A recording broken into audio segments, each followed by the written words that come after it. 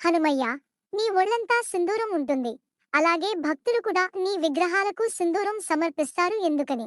మంచి ప్రశ్న వేశావు ఉడత. ఒకసారి తల్లి సీతాదేవి నుదుటన సింధూరం పెట్టుకోవటం చూసి, అలా ఎందుకు పెట్టుకుంటారు తల్లి అని అడిగాను. అప్పుడు సీతమ్మ ఏం చెప్పింది? అందుకు సీతమ్మ, అలా పెట్టుకుంటే రామయ్య దీర్ఘాయుష్షు కలిగి ఉంటారని చెప్పింది. అందుకని నువ్వు ఒంటినిండా రుద్దుకున్నావా హనుమ?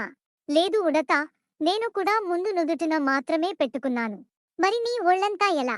కేవలం నుదుటిన మాత్రమే పెట్టుకుంటే రామయ్యకు దీర్ఘాయుషు అయితే, నేను ఒంటినిండా పూసుకుంటే ఇంకా మంచి జరుగుతుందని ఒళ్ళంతా పూసుకున్నాను. కానీ నా ఒళ్ళంతా వెంట్రుకలే కనుక అది రాలిపోయింది. అప్పుడు ఏం చేశావు మరి? సింధూరం రాలిపోకుండా ఉండటం కోసం అందులో నువ్వుల నూనెను కలిపి నేను ఒళ్ళంతా పూసుకున్నాను. అలా సింధూరం అంటే నాకు చాలా ఇష్టం ఏర్పడింది. అప్పటి నుండి భక్తులు నా విగ్రహాలకు సింధూరం పూస్తారు. వీడియో నచ్చితే ఒక లైక్ చేయండి.